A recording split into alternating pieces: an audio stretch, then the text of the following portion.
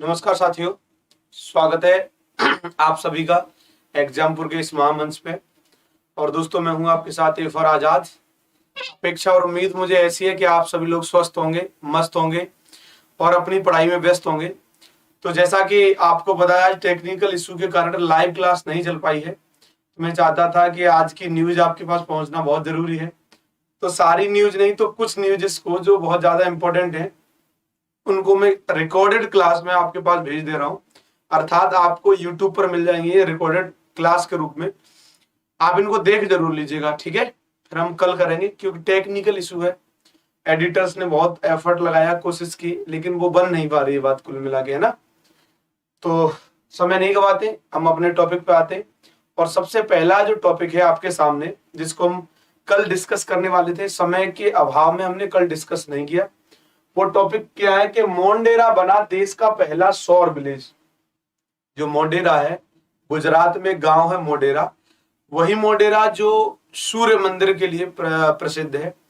तो वो मोंडेरा जहां पर सूर्य मंदिर है, वो गांव वास्तव में अब पूरी तरह से सौर ऊर्जा से संचालित गांव बन गया है। अर्थात आप देखेंगे तो इस गांव की प्रत्येक छत पर आपको सोलर प्लेट लगी हुई दिखाई दे जाएंगी। अर्थात ये ग्रीन एनर्जी वाला गांव बन गया है। ये वास्तव में नवीकरणीय ऊर्जा का प्रयोग करने वाला गांव बन गया है। और आप तो एक बात जानते हैं कि यदि हम नवीकरणीय ऊर्जा का प्रयोग कर रहे हैं, यदि हम ग्रीन एनर्जी का प्रयोग कर रहे हैं, तो फिर ये इन्वायरमेंट के लिए कितना फायदेमंद है ना। तो कम से कम इस गांव ने ऐसा किया है। इससे प्रेरणा लेकर के हम और भी भारत में ऐसी चीजें देखेंगे तो ये कहीं ना कहीं एक अच्छी पहल मानी जा सकती है, प्रेरणादायक पहल मानी जा सकती है। तो देखते हैं वास्तव में कहा क्या है कहानी। तो ये ऐसे सोलर प्लेट है जो आप देख पा रहे हैं। गांव के हर एक घर की छत पर सोलर प्लेट है। आप जानते हैं मोंडेरा गांव जो है वो मेहसाणा जिला, ये गुजरात में डिस्ट्रिक्ट है, जिसका नाम में आपको पता होना चाहिए, मेहसाणा।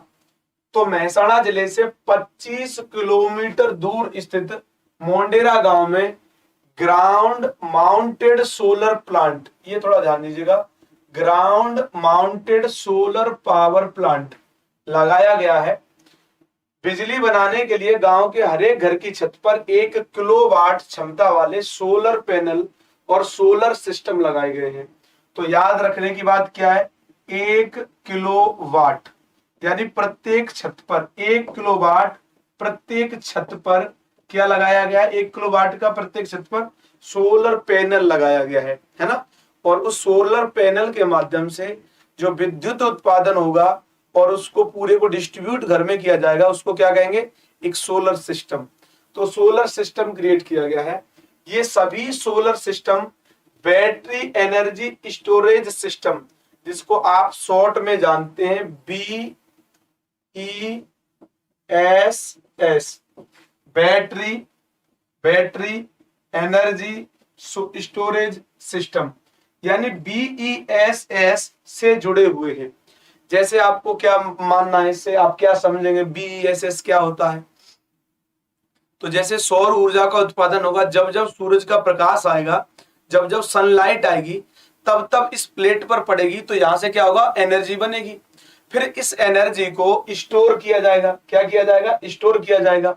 और जब रात में सूरज नहीं निकल रहा होगा, उस समय पर भी विद्युत की आपूर्ति हो सके, अर्थात इलेक्ट्रिसिटी सप्लाई बाधित ना हो, चलती रहे, सप्लाई होती रहे, उसके लिए BESS सिस्टम होता है, जिसके माध्यम से बिजली को स्टोर करके फिर बाद में जब सूर्य का प्रकाश नहीं होता उस समय पर उपभोग किया जाता है। तो आप समझ पा रहे होंगे। तो सोलर पैनल के लिए 2 चरणों में यहां पर 80 करोड़ रुपए से अधिक का निवेश किया गया है।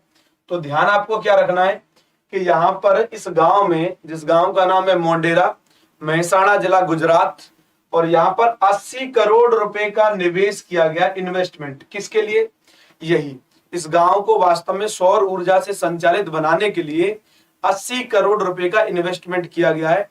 और ये 80 करोड़ रुपए का इन्वेस्टमेंट दोस्तों 2 चरणों में किया गया है, यानी 2 फेजेस में यहां पर इन्वेस्टमेंट किया गया है, जो आपको सबको ध्यान रखना है, ठीक है। बिजली में 60 से 100% तक की बचत, दिन के दौरान गांव और वहां स्थित घरों को सोलर पैनल से बिजली मिलेगी। अब ये यहां पर हो जाएगा। जबकि शाम को भारत का पहला ग्रिड से जुड़ा मेगावाट और scale battery energy storage system बिजली की आपूर्ति करेगा। जो बात आपको ध्यान रखनी है, इसके लिए केंद्र और गुजरात सरकार ने सोलर डेवलपमेंट प्रोजेक्ट में 2 चरणों में 80 करोड़ रुपए से अधिक का निवेश किया है। ध्यान क्या रखना है, जो 80 करोड़ रुपए का निवेश हुआ है किसने किया है, क्या केंद्र सरकार ने, क्या गुजरात सरकार ने, तो दोनों ने मिलकर के ये 80 करोड़ रुपए जो खर्च हुआ है ये दोनों ने मिलकर के खर्च किया है। एक तो सेंट्रल गवर्नमेंट है ना, और दूसरा गुजरात की जो राज्य की सरकार है अपनी। तो गुजरात और केंद्र सरकार दोनों की ये मुहिम है, दोनों ने ही व्यय किया है। आगे बात करें तो इसको वास्तव में कहा जा रहा है कि सूर्य नगरी में सौर उजाला। सूर्य नगरी क्यों कहा जाता है आप जानते हैं, सूर्य मंदिर है, मोढेरा में सूर्य मंदिर है ना। चलिए, तो ये प्रोजेक्ट मोढेरा को सोलर पैनल से बिजली उत्पादन करने वाला भारत का पहला गांव बना ही दिया दोस्तों, बना क्या देगी। इससे गांव वाले अपने बिजली बिलों में 60 से 100% तक की बचत कर सकेंगे।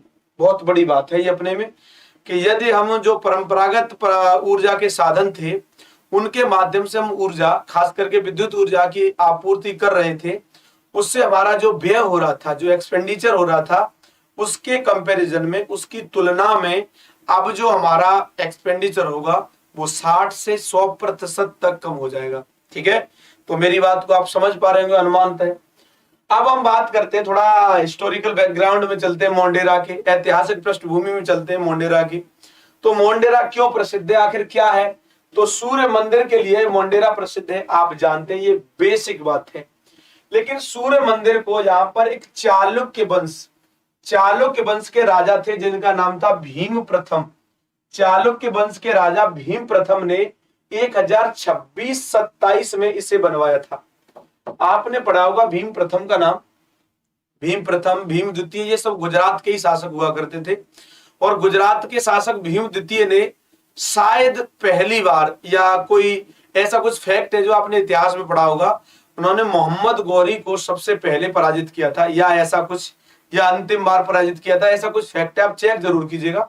भीम द्वितीय नाम है, भीम द्वितीय। तो भीम द्वितीय का नाम मोहम्मद गौरी के साथ जुड़ा है। अब आप एक बार चेक कर लीजिएगा, मुझे याद नहीं आ रहा है। सूर्य मंदिर का निर्माण ये पहाड़ी पर किया है, किसने करवाया है, भीम द्वितीय ने, भीम प्रथम ने करवाया है। और इसे इस तरह बनाया गया है कि सूर्योदय से लेकर सूर्यास्त तक मंदिर पर सूर्य की किरणें पड़ती रहती हैं। यानी मंदिर को एक ऐसे एंगल पर बनाया है जहां पर सूर्योदय होता है तब से लेकर के जब तक सूर्यास्त होता है तब तक मंदिर पर किरणें आती रहती हैं, अर्थात मंदिर सूर्य के प्रकाश से प्रकाशवान होता रहता है। ठीक है, ये बात आप सभी को ध्यान में रखनी है। मंदिर के गर्भगृह, चूंकि आपने पढ़ा होगा, आपने आर्ट एंड कल्चर में पढ़ा होगा मंदिर के अंदर का स्ट्रक्चर क्या क्या होता है। तो मंदिर में एक गर्भगृह होता है, तो गर्भगृह की दीवारों पर बहुत सुंदर नक्काशी की गई है। यहाँ पर नक्काशी है ना, देखी होगी आपने नक्काशी, अगर आप ताजमहल वगैरह देखने गए हो तो मुगल आपने स्थापत्य को देखा है तो नक्काशी के बारे में आप थोड़ा बहुत जानते होंगे। ठीक है, चलिए, ये मंदिर है, जो मंदिर हम बता रहे थे सूर्य मंदिर, वो यही मंदिर है वास्तव में। सूर्योदय से लेकर के सूर्यास्त तक मंदिर पर सूर्य की किरणें पड़ती रहती हैं इस पर। ये मोढेरा का सूर्य मंदिर है, आप देख लीजिए थोड़ा सा। आगे बात करते हैं, तो मंदिरों की दीवारों पर नक्काशी की मदद से पौराणिक कथाओं को दिखाया गया है। ये क्वेश्चन एक बार पूछा गया है कि पौराणिक कथाओं के संदर्भ में निम्नलिखित में से किस मंदिर पर नक्काशियां की गई हैं। तो उनमें कई सारे ऑप्शन थे जिनमें बाकियों में नहीं था, इसमें है, आपको पता ही लग गया है।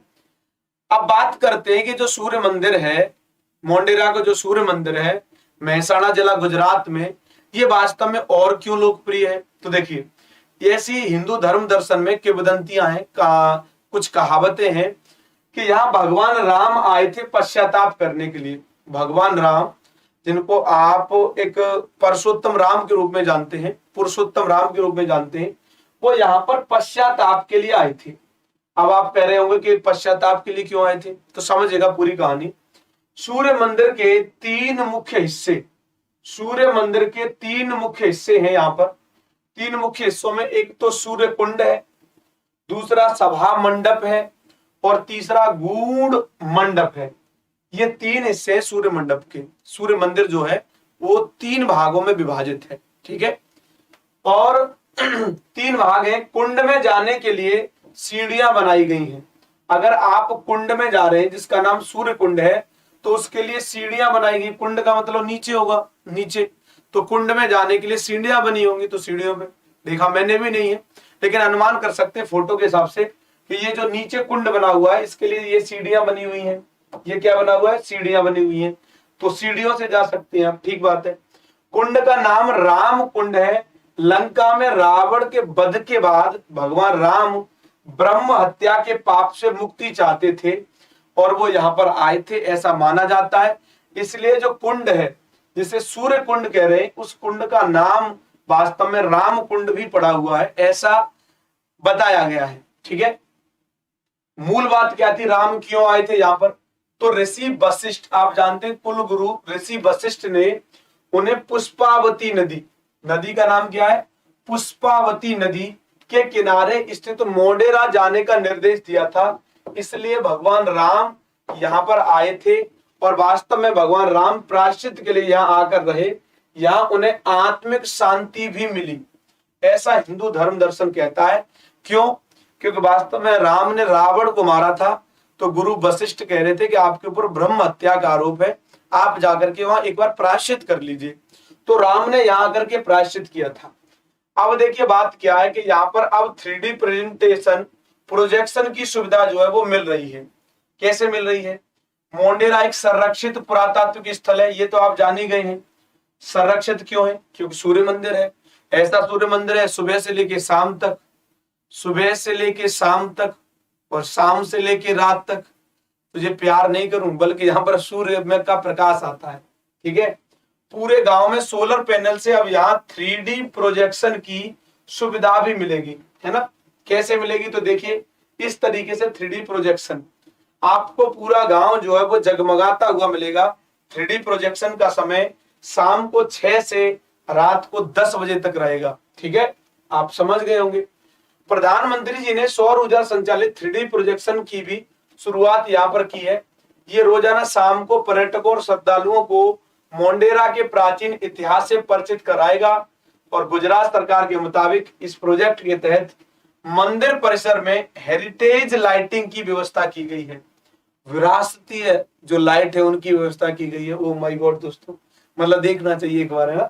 चलिए, इसे देखने के लिए आम जन शाम 6 से रात 10 बजे तक मंदिर में जा सकते हैं, ठीक बात है भाई। चलिए, तो ये आपका एक टॉपिक हुआ। ये टॉपिक आपका कहाँ कनेक्ट होता है ये मैं आपको बता देता हूं। देखिए ये जो टॉपिक है आपको पता चला मोढेरा, मोढेरा, मोढेरा, ये आपको पता लगा टॉपिक है। अब मोढेरा में हमें 2-3 चीजों पर बेसिकली हमें बात करनी थी। पहला तो करंट में ये चर्चा में है। क्यों चर्चा में? क्योंकि सौर संचालित गांव बन गया है। सौर संचालित, है ना, सौर संचालित गांव बन गया है, ठीक बात है। दूसरा यहाँ पर सूर्य मंदिर है, सूर्य मंदिर, सूर्य मंदिर है। और तीसरा ये राम से जुड़ा है, राम से जुड़ा है। किससे जुड़ा है? राम से जुड़ा है। अब बात आपको जो ध्यान रखनी है वो ये कि भाई ये अब पूछा कहां जाएगा, इसका लिंक कहां पर बनेगा। तो देखिए अगर मंदिर के बेस पर केवल प्रश्न बनेगा सूर्य मंदिर, तो ये आपको पूछा जाएगा कहां पर? आर्ट एंड कल्चर में पूछा जाएगा, आर्ट एंड कल्चर के सेक्शन में, है ना। Art and culture, art and culture में यहां से प्रश्न बन सकता है स्थापत्य को लेकर के। यहाँ सूर्य मंदिर को बेस बना करके प्रश्न बन सकता है प्री एग्जाम में। कहा बन सकता है? प्री एग्जाम में बन सकता है। इसको बेस बना करके आपसे क्वेश्चन पूछ सकता है इंटरव्यू में, ठीक है, इंटरव्यू में। अब जो राम से जुड़ा हुआ मामला, ये राम से जुड़ा हुआ मामला प्री में नहीं पूछा जाएगा, संभावना नहीं है। हाँ ये पूछा जा सकता है आपको इंटरव्यू वगैरह में, आपकी राय क्या है, क्या आप इसे मानते हो नहीं मानते हो, ये सब। और सौर ऊर्जा संचालित जो बना है ये भी आपका तीनों एंगल से महत्वपूर्ण हो जाएगा। प्री में भी पूछा जा सकता है और मेंस में जब ये पूछा जाएगा तो रिन्यूएबल एनर्जी, है ना, यानी वास्तव में एक ये ऊर्जा का परंपरागत स्रोत तो है नहीं, ये ऊर्जा का गैर परंपरागत स्रोत है, यानी ऊर्जा का नवीकरणीय स्रोत है। तो ये ऊर्जा वाले सेक्शन में, खास करके कहां पर, ऊर्जा वाले सेक्शन में ये पूछा जाएगा, सौर ऊर्जा। तो ये आपको काम कहां पर आएगा, ये काम आपको आ सकता है जब आप पढ़ रहे होंगे ऊर्जा के गैर परंपरागत ऊर्जा के स्रोत, अर्थात ज्योग्राफी की पढ़ाई, अर्थात पेपर फर्स्ट में, जीएस फर्स्ट में आपसे पूछा जा सकता है। और उसके अलावा ये नया हुआ है ऐसा काम, तो इंटरव्यू में भी इससे पूछे जाने की प्रबल संभावना बनती है। तो ये हो गया हमारा आज का एक टॉपिक फिनिश, ठीक है। चलिए, तो हम आगे एक और बात कर रहे हैं। ये अगला टॉपिक है, इस टॉपिक का नाम आप देख पा रहे होंगे, इस टॉपिक का नाम है मुलायम का अंतिम संस्कार। आप जानते हैं मुलायम सिंह यादव अर्थात समाजवादी पार्टी के जनक, जिनको धरती पुत्र के नाम से जाना जाता है, कल ही उनका देहावसान हो गया। ये बहुत दुखद है, और ये केवल हमारे आपके लिए नहीं बल्कि उत्तर प्रदेश और उत्तर प्रदेश से कहीं ज्यादा पूरे भारत के लिए ये दुखद है, और खास करके हिंदी बेल्ट के लिए ये दुखद है। क्यों दुखद है? क्योंकि मुलायम सिंह यादव का हिंदी बेल्ट के लिए बहुत बड़ा योगदान है, राजनीति में बहुत बड़ा योगदान है। तो देखते हैं क्या हुआ पूरा मामला, क्योंकि हम इस पे एक शॉर्ट वीडियो तो पहले भी बना चुके हैं, पूरी कहानी को जानते हैं। तो समाजवादी पार्टी के संरक्षक मुलायम सिंह यादव सोमवार को 8:16 पर उन्होंने अंतिम सांस ली, अर्थात उनका निधन हो गया। ये बात आप जानते हैं। 82 वर्ष उनकी एज थी अभी, और उन्हें वास्तव में गुरुग्राम में मेदांता अस्पताल है, मेदांता नाम की अस्पताल कई जगहों पे आपको मिलेंगे। गुरुग्राम का जो मेदांता अस्पताल है उसकी कुछ खास बातें हैं, है ना, उन्हें कभी फिर डिस्कस करेंगे। तो गुरुग्राम के मेदांता अस्पताल में इन्हें बीते 26 सितंबर को एडमिट किया गया था। एडमिट क्यों किया गया था? क्योंकि इनके यूरिन में इन्फेक्शन की प्रॉब्लम थी। तो यूरिन इन्फेक्शन के चलते इन्हें जब एडमिट किया गया तो इनकी स्थिति तब से ठीक हुई नहीं। एक बार बीच में लगा कि ठीक हो जाएंगे, लेकिन अंततः आपको पता है 8:16 कल, और इनका देहांत हो गया। ऐसा नहीं कि ये अभी बीमार हुए थे, ये पिछले दिनों से बीमार चल रहे हैं। पिछले एक आध वर्ष से इनकी जो तबीयत है वो ठीक नहीं हो पा रही है पूरी तरह से। बहरहाल, तो ये हुआ। यूरिन और बीपी की प्रॉब्लम बढ़ने के बाद 2 अक्टूबर को उन्हें आईसीयू में शिफ्ट किया गया था। यानी 26 सितंबर को उन्हें एडमिट किया, और जब प्रॉब्लम ज्यादा बढ़ी तो 2 अक्टूबर को गांधी जयंती वाले दिन उन्हें आईसीयू में शिफ्ट किया गया। इसके बाद उनकी हालत बिगड़ती गई, और फिर अब वो हमारे बीच में नहीं रहे हैं, दुर्भाग्य है। निधन के बाद उनके बेटे अखिलेश यादव, उत्तर प्रदेश के पूर्व मुख्यमंत्री, उन्होंने इस बात की घोषणा की कि मेरे आदरणीय पिताजी और आप सभी के नेताजी अब हमारे बीच में नहीं रहे हैं। ऐसे करके उन्होंने ये घोषणा की। मुलायम सिंह पिछले 2 साल से बीमार चल रहे थे, है ना, आपको पता ही है। परेशानी अधिक बढ़ने पर उन्हें अक्सर अस्पताल में भर्ती कराया जाता था। पिछले साल उन्हें कोरोना भी हुआ था, कोविड भी हुआ था, और 26 सितंबर 2022 को आखिरी बार उनका चेकअप के लिए मुलायम सिंह यादव को मेदांता गुरुग्राम में ले जाया गया था, है ना। ये बात आप सब लोग जान ही रहे हैं। तो चलिए, ये कहानी तो उनसे जुड़ी हुई है, आगे थोड़ा सा और जानते हैं उनके बारे में। तो मुलायम सिंह के निधन पर उत्तर प्रदेश में 3 दिन, ध्यान दीजिएगा, जो प्रश्न पूछा जा सकता है, उत्तर प्रदेश में 3 दिन और बिहार में 1 दिन के राजकीय शोक का ऐलान किया गया है। यानी कल तक की न्यूज है, 2 राज्यों ने बताया कि उत्तर प्रदेश ने कहा है कि 3 दिन के लिए हम राजकीय शोक रखेंगे, और बिहार में, चूंकि लालू प्रसाद यादव का कल मैं भाषण भी सुन रहा था, मुझे बहुत पसंद है उनका भाषण सुनना, तो वो कह रहे थे लालू प्रसाद यादव कि हमने बिहार के मुख्यमंत्री आदरणीय नीतीश कुमार जी को बोला कि उत्तर प्रदेश के बहुत सम्माननीय मुलायम सिंह यादव जी का निधन हो गया है, वो हमारे रिलेटिव भी हैं, और उनके सम्मान में आप 1 दिन का क्या कर दीजिए, राजकीय शोक घोषित कर दीजिए। तो उनकी बात को उन्होंने माना है, ऐसा लालू प्रसाद यादव कह रहे थे। कह रहे कि उन्होंने मेरे इस सुझाव को मान लिया है और 1 दिन का पूरे बिहार में एक शोक दिवस घोषित कर दिया है। तो उत्तर प्रदेश और बिहार इन दोनों में शोक दिवस है मुलायम सिंह यादव के निधन पर। ठीक है, चलिए, अंतिम संस्कार के लिए मुलायम सिंह का पार्थिव शरीर जो है वो सैफई में ले जाया गया। सैफई दोस्तों वही जो इटावा और औरैया के समीप है। तो वहां सैफई में इनका जो पैतृक गांव है वहां पर ले जाया गया है, और वास्तव में सैफई को आप देख लोगे एक बार तो लगेगा मेट्रोपॉलिटन सिटी है क्या। ये मंगलवार को दोपहर 3 बजे राजकीय सम्मान के साथ उनका क्या होगा, अंतिम संस्कार किया जाएगा, है ना। मंगलवार को दोपहर 3 बजे, यानी आज ही ये मंगलवार अनुमानते हैं, हाँ जी, आज दोपहर को 3 बजे उनका राजकीय सम्मान के साथ अंतिम संस्कार किया जाएगा। उत्तर प्रदेश के मुख्यमंत्री योगी आदित्यनाथ शाम को सैफई पहुंचे और मुलायम सिंह यादव जी को श्रद्धांजलि अर्पित उन्होंने की। चूंकि आप जानते हैं मुलायम सिंह यादव का ऐसा नहीं है कि संबंध बहुत बाकी अन्य दलों से संकीर्ण था, ऐसा नहीं है।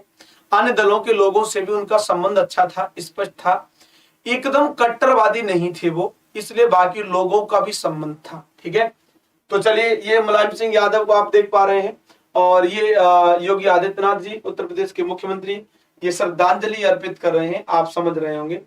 और अंतिम संस्कार में रक्षा मंत्री राजनाथ सिंह, सीएम योगी आदित्यनाथ ये मौजूद रहेंगे, ऐसा ऑफिशियली डिक्लेयर कर दिया गया है। और आदरणीय प्रधानमंत्री मोदी जी इस सभा में, जो शोक सभा है, इसमें शामिल हो सकते हैं, अंतिम संस्कार में शरीक हो सकते हैं, ऐसी संभावना व्यक्त की जा रही है। क्लियर कुछ भी नहीं है। बहरहाल देखते हैं आगे जो भी होगा। राष्ट्रपति द्रौपदी मुर्मू और राष्ट्रीय जनता दल चीफ लालू यादव समेत सभी बड़े नेताओं ने यूपी के पूर्व मुख्यमंत्री और देश के रक्षा मंत्री रह चुके मुलायम सिंह यादव को श्रद्धांजलि दी। तो आप जानते हैं मुलायम सिंह यादव जी के बारे में, थोड़ा राजनीतिक जो इनका कैरियर है उस पर थोड़ा सा जोर डालें तो ये 3 बार मुख्यमंत्री रहे हैं उत्तर प्रदेश के। कब कब रहे हैं, तो पहली बार मुख्यमंत्री बने हैं 1989 से 1991 तक, दूसरी बार मुख्यमंत्री बने 1993 से 1995 तक।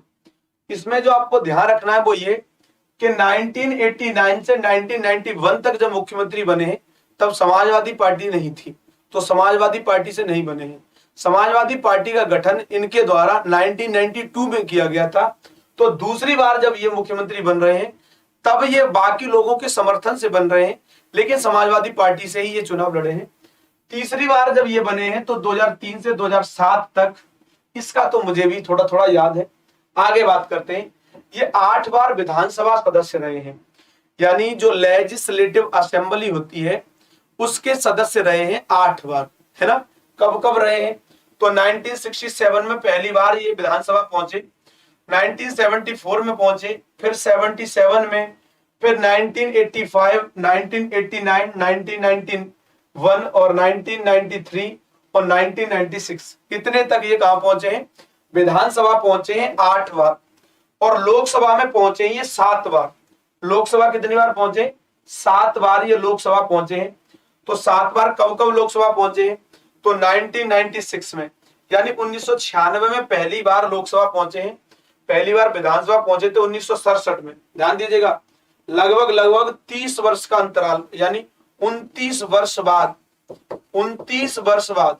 अब आपको लग रहा होगा सर योग्य नहीं थे क्या, नहीं, योग्य थे, लेकिन क्षेत्रीय नेता थे। इसलिए जो क्षेत्रीय नेता होते हैं और वो जो क्षेत्र में ही रह करके काम करना पसंद करते हैं, वो लोकसभा से ज्यादा विधानसभा को तवज्जो देते हैं।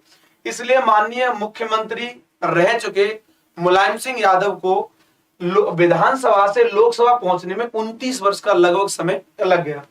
ये दूसरी बार फिर बहुत जल्दी 1998 में, तीसरी बार 1999 में, और चौथी बार 2004 में, पांचवी बार 2009 में, और छठी बार 2014 में, और उसके बाद 2019 की जो लोकसभा का चुनाव हुआ उसमें भी ये वास्तव में लोकसभा सदस्य थे। आप सभी को ये विदित होना चाहिए। आगे बात करें तो मैनपुरी के मुलायम, यानी मैनपुरी से एक अच्छा खासा लगाव था। बहुत सारे जो राजनेता होते हैं उनका कभी कभी हमें देखने को मिलता है किसी क्षेत्र विशेष से लगाव होता है, वैसे ही आदरणीय मुलायम सिंह यादव जी का भी मैनपुरी से अच्छा खासा लगाव था। तो 1996 में मुलायम सिंह सपा से यहाँ पर जीतते हैं, 1998 में बलराम सिंह यहाँ सपा से जीतते हैं, और 1999 में फिर मुलायम सिंह यहाँ पर आते हैं, फिर 2004 में मुलायम सिंह यहाँ सपा से जीतते हैं, और फिर यहाँ उपचुनाव होता है तो धर्मेंद्र यादव, जो कि इनके ही घर के हैं, एक युवा नेता धर्मेंद्र यादव, वो 2004 में, 2009 में मुलायम सिंह फिर सपा से, 2014 में फिर मुलायम सिंह सपा से, और उपचुनाव होता है 2014 में तो तेज प्रताप यादव, आप जानते हैं समाजवादी पार्टी से, वो यहाँ पर 2019 में मुलायम सिंह यादव सपा से फिर यहाँ पर चुने जाते हैं। ये इनका मामला रहा है। ये वास्तव में समाजवादी पार्टी बनाने की घोषणा जब उन्होंने की है, तो मुलायम सिंह यादव ये घोषणा कर रहे हैं, आप देख रहे होंगे मंच पर। ये 4 अक्टूबर 1992 है। 4 अक्टूबर 1992 में लखनऊ में समाजवादी पार्टी बनाने की घोषणा इन्होंने की है, तभी का ये फोटो है। वास्तव में ये पार्टी का ये पहला अधिवेशन चल रहा था। ये जब स्थापना हुई तभी अधिवेशन भी हुआ था। तो मुलायम सिंह यादव ने 4 अक्टूबर 1992 को लखनऊ में पार्टी बनाने की घोषणा कर दी थी, ये बात आप जान गए हैं। तब उस समय पर पार्टी के अध्यक्ष मुलायम सिंह स्वयं बने थे जब गठित हुई। जनेश्वर मिश्र उपाध्याय, जनेश्वर मिश्र उपाध्यक्ष बने थे, उपाध्याय नहीं उपाध्यक्ष बने थे। कपिल देव सिंह, कपिल देव सिंह और मोहम्मद आजम खान, मोहम्मद आजम खान ये पार्टी के महामंत्री बने थे, दो लोग, कपिल देव सिंह और मोहम्मद आजम खान। मोहन सिंह को प्रवक्ता बनाया गया था उसी समय पर। तो ये कुछ महत्वपूर्ण लोग हैं जिनके बारे में आपको याद रखना है समाजवादी पार्टी के संदर्भ में। इस ऐलान के एक महीने बाद यानी 4 से 5 नवंबर को बेगम हजरत महल पार्क में उन्होंने पार्टी का पहला राष्ट्रीय अधिवेशन भी आयोजित किया था। राष्ट्रीय अधिवेशन है ना, पहला अधिवेशन तो स्थापना के बाद ही हो गया, लेकिन राष्ट्रीय स्तर का अधिवेशन ये 1 महीने बाद। इसके बाद नेताजी की पार्टी ने उत्तर प्रदेश की राजनीति में स्थायी मुकाम बना लिया, ये बात आप सभी लोग जानते हैं। आगे बात करें तो अर्थशास्त्र के नोबेल की बात आती है, तो ये हमारा अगला टॉपिक होगा। मतलब हमारा आज का एक और जो प्रमुख टॉपिक है उसका नाम क्या है, अर्थशास्त्र का नोबेल पुरस्कार। क्योंकि आपको ये बात सबको पता है, मैंने सारे आपको नोबेल प्राइज जो मिले हैं सबके बारे में आपको डिटेल से पढ़ाया है। यानी नोबेल वीक चल रहा था एक, और ये नोबेल वीक कल यानी 10 अक्टूबर को समाप्त हो गया, और 10 अक्टूबर को अंतिम जो नोबेल पुरस्कार प्रदान किया गया है वो अर्थशास्त्र का नोबेल पुरस्कार प्रदान किया गया है, यह बात आपको पता है। अब जो जानने वाली बात है, वो जानने वाली बात यह है कि वास्तव में जो इकोनॉमिक्स का नोबेल पुरस्कार दिया गया है ये किसको दिया गया है, कितने लोगों को दिया गया है। तो इसका पहला जवाब ये होगा कि ये 3 लोगों को दिया गया है। 3 एक्सपर्ट हैं इकोनॉमिक्स के जिन्हें ये नोबेल पुरस्कार दिया गया है, और ये तीनों ही अमेरिका के रहने वाले हैं। वास्तव में इन्हें क्यों दिया गया है, इनके नाम क्या है, तो समझते हैं इन पूरी बातों को। ठीक है, तो इस साल ये प्राइज बैंकिंग सेक्टर के एक्सपर्ट 3 इकोनॉमिस्ट को दिया गया है, जिनमें पहले वाले जिनका नाम है, थोड़ा मैं ऊपर कर देता हूं तो आप भी देख लेंगे। तो जो पहले हैं भाई साहब उनका नाम है बेन बेरनाके, और दूसरे वाले का नाम है डगलस डायमंड, और तीसरे वाले जो है जिनका नाम है फिलिप ड्विंग। ये तीनों लोग हैं, और ये तीनों ही कहां के, तीनों ही अमेरिका के हैं, कहां के, यूएसए। इनको दिया गया है। ठीक है, अब इनके बारे में और जानते हैं। ये तीनों के फोटो हैं, बेन साहब, डॉगलस साहब, फिलिप साहब, है ना, ये तीनों के फोटो हैं जो आप देख पा रहे होंगे। तो तीनों आर्थिक मंदी के दौर में बैंकिंग सेक्टर को बेहतर करने पर रिसर्च किए हैं। यानी आर्थिक मंदी, इकोनॉमिक जब क्राइसिस की स्थिति आती है, इकोनॉमिक रिसेशन की स्थिति जब आती है, उस समय पर चीजों को ओवरकम कैसे किया जाए, यानी बाहर कैसे निकाला जाए, बैंकिंग सेक्टर को बेहतर कैसे किया जाए, इसके लिए इन्होंने काम किया है। और मानवता को बचाने के लिए ये एक बेहतर तरीका बताया है इन्होंने। इसलिए आप जानते हैं इन्हें नोबेल पुरस्कार प्रदान किया जाएगा। कब किया जाएगा, तो 10 दिसंबर को नोबेल पुरस्कार वितरण होता है, तभी इनको दिया जाएगा। अभी घोषणा कर दी गई है। ठीक है, अर्थशास्त्र में नोबेल पुरस्कार जीतने वाले को 1 करोड़ रुपए स्वीडिश क्रोनर लगभग 9 लाख अमेरिकी डॉलर के बराबर होता है।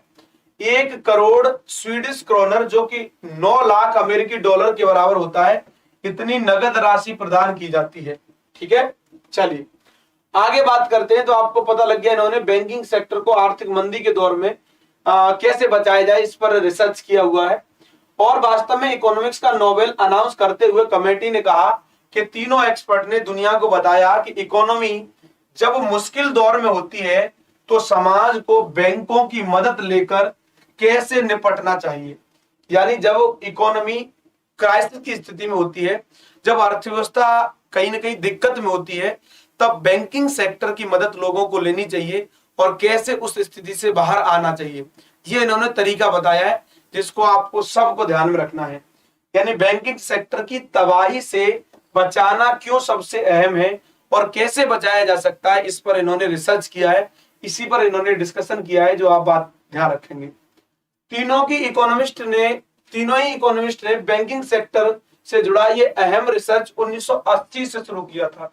अब देखिए दोस्तों, मैं हमेशा आपसे कहता रहता हूं, पेशेंस, धैर्य। अब देखिए धैर्य का परिणाम क्या है कि 1980 से जिस प्रोजेक्ट पर ये रिसर्च कर रहे हैं और आज वर्ष 2022 है, अर्थात इनको 20 और 22 44 वर्ष लग गए हैं दोस्तों। 44 वर्ष बाद जो प्रोजेक्ट चल रहा था उस पर नोबेल पुरस्कार दिया गया है। इसलिए हमेशा ध्यान रखिएगा कि कभी भी धैर्य आपने रख करके काम किया है तो वो व्यर्थ नहीं जाएगा, आपको उसका कुछ न कुछ सकारात्मक परिणाम जरूर देखने को मिलेगा। हाँ, यह जरूर हो सकता है कि आपकी अपेक्षा के मुताबिक ना मिले, लेकिन मिलेगा जरूर, ये मैं आपके साथ दावा जरूर करता हूं, मिलेगा। इसलिए धीरज धर्म मित्र अर नारी, आपत्तिकाल परखी उचारी, धीरज हमें रखना चाहिए। ठीक है, चलिए, ये सिर्फ थ्योरी नहीं बल्कि मुश्किल आर्थिक हालात से उबरने के इन्होंने जो तरीके सुझाए हैं उस पर कई देशों ने अमल भी किया है। और अमूमन जैसे ही फाइनेंशियल क्राइसिस के वक्त बैंक के डिपॉजिटर्स पैसा निकालने में जल्दबाजी करते हैं, तीनों इकोनॉमिस्ट ने बैंकिंग और सोसाइटी के बीच बैलेंस बनाकर इस मुश्किल दौर से निकलने का उपाय सुझाया है। जाहिर सी बात है, आप जानते हैं जब भी क्राइसिस आता है लोगों को ये लगता है हमारा पैसा डूब जाएगा, तो लोग जितना जल्दी होता है अपना फाइनेंशियल सिस्टम से अपना पैसा खींचते हैं। और ये वास्तव में दोस्तों दोहरी मार होती है किसी भी अर्थव्यवस्था पर। एक तो अर्थव्यवस्था संकट में है और उसी अर्थव्यवस्था से जुड़े हुए लोग उस पर अविश्वास जता रहे हैं, अर्थात अपने पैसे को जल्दी से खींच रहे हैं। इसकी वजह से अर्थव्यवस्था बहुत जल्दी से धड़ाम से नीचे गिर जाती है या बहुत जल्दी गर्त में चली जाती है। इस समस्या से बाहर निकलने के लिए इन्होंने एक बैलेंसिंग अप्रोच बताई है जो बहुत अच्छी है। कोविड-19 के बाद आर्थिक मंदी के संकेत हैं, आप जानते हैं 7 दिन में कुल 6 प्राइज मिल चुके हैं, आपको ये भी बात पता है। पिछले साल किसे मिला था ये पुरस्कार, तो इस पुरस्कार का पहला विजेता 1969 में चुना गया था। 1968 में ये शुरू हुआ है, आप जानते हैं 1968 में ये शुरू हुआ है अर्थव्यवस्था का नोबेल पुरस्कार, है ना, अर्थव्यवस्था का या अर्थशास्त्र का नोबेल पुरस्कार, अर्थशास्त्र का नोबेल पुरस्कार 1968 से 1969 में पहला मिला था। और पिछले वर्ष यानी 2021 में बात करें तो अर्थशास्त्र का नोबेल डेविड कार्ड और जोशुआ एंग्रिस्ट और गुइडो एविनेंस, इनको दिया गया था, यानी 3 लोगों को दिया गया था पिछली बार। और कार्ड को यह पुरस्कार क्यों दिया गया था, अपने शोध न्यूनतम मजदूरी, अप्रवासन और शिक्षा कैसे श्रम बाजार को प्रभावित करती है, इसके लिए ये दिया गया था पिछली बार। ठीक है, तो ये बात भी आपको ध्यान रखनी है। तो ये कुल मिलाकर के हमारी नोबेल पुरस्कार को लेकर के बात हो गई। अब ये नोबेल पुरस्कार के बारे में आप जान गए, ये हमारा सर्वोदय बैच है और इस पर अभी 75% डिस्काउंट चल रहा है, आप इसके साथ जुड़ सकते हैं। 4,999 रुपए मात्र अभी आप इसमें इनरोल हो सकते हैं। ठीक है, और इस तरीके से आप इस बैच को परचेज कर सकते हैं, स्टेप 1 2 3 4 5 इस तरीके से। ठीक है, चलिए अगला जो हमारा टॉपिक है डिस्कशन का और बहुत महत्वपूर्ण टॉपिक है आज का डिस्कशन का, वो है सिंधव उद्योग गुटों को नए नाम। क्योंकि आप जान रहे हैं महाराष्ट्र की राजनीति एक लंबे समय से पिछले 4-5 महीने से उथल पुथल की स्थिति में है। आपको पता है शिवसेना में अपने आप में ही आंतरिक रूप में ही हड़कंप मचा हुआ और शिवसेना 2 भागों में विभाजित हो गई। एक शिवसेना वो जो उद्धव के नेतृत्व में चल रही है, एक शिवसेना वो जो एकनाथ शिंदे के नेतृत्व में चल रही है। और वास्तव में दोनों ही ये दावेदारी पेश कर रहे थे कि जो शिवसेना है उसके वास्तविक दावेदार हम हैं। वास्तविक दावेदार कौन है, हम हैं, ये दोनों ही कह रहे थे। तो इस बात को लेकर के जब ये पहुंचे निर्वाचन आयोग के पास, इलेक्शन कमीशन के पास, तो इलेक्शन कमीशन ने कहा भैया लड़िए मत, हम काय के लिए हैं, हम डिसाइड करेंगे।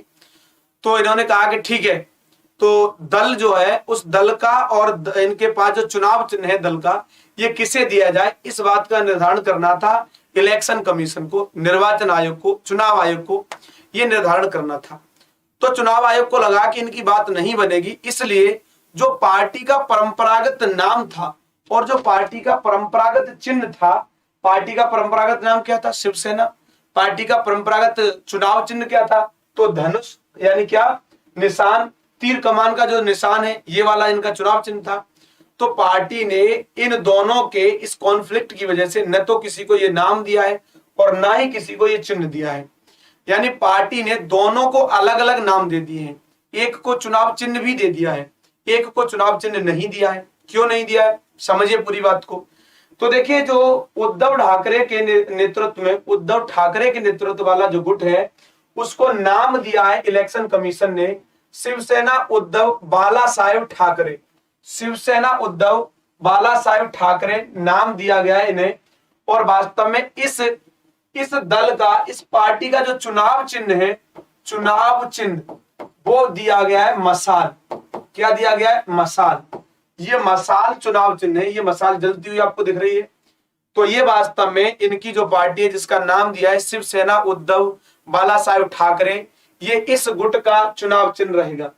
और जो अगला गुट है जिसके बारे में हम कह रहे हैं कि शिंदे साहब का गुट, एकनाथ शिंदे का गुट, तो इस गुट को नाम तो दे दिया गया है बाला साहेब बांची शिवसेना।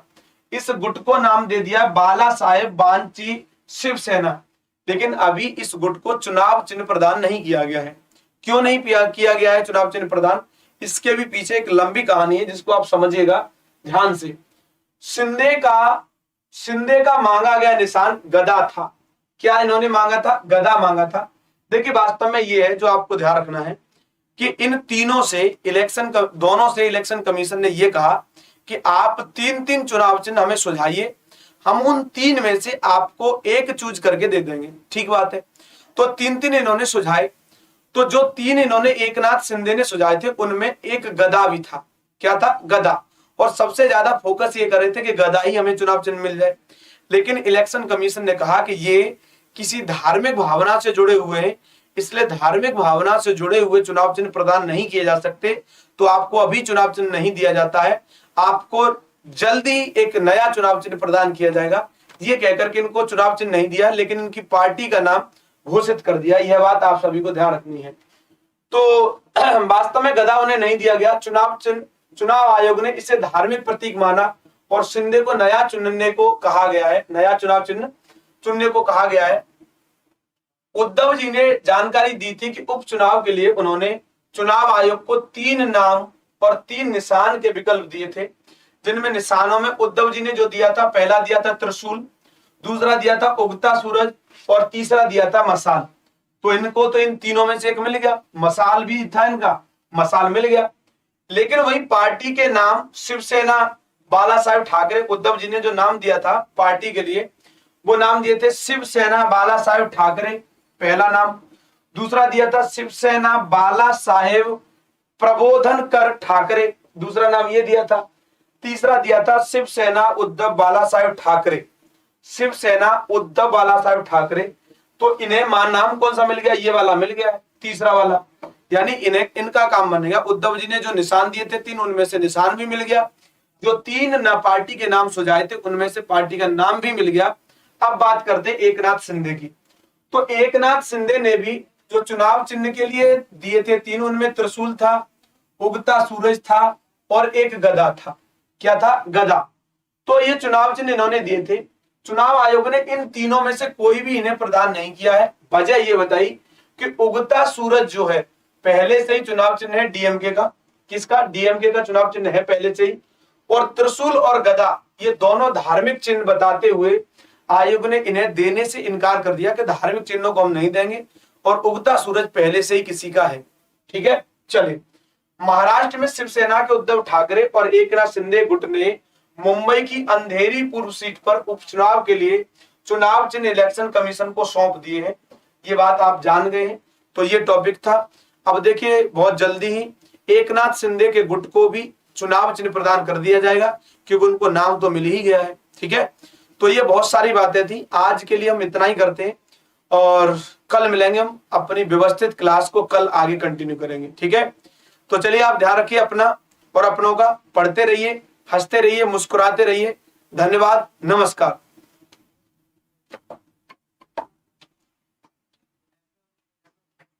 रिकॉर्डिंग हो रही है, रिकॉर्डिंग बंद कर दो, देखना राहुल, रिकॉर्डिंग हो रही थी और इस रिकॉर्डिंग को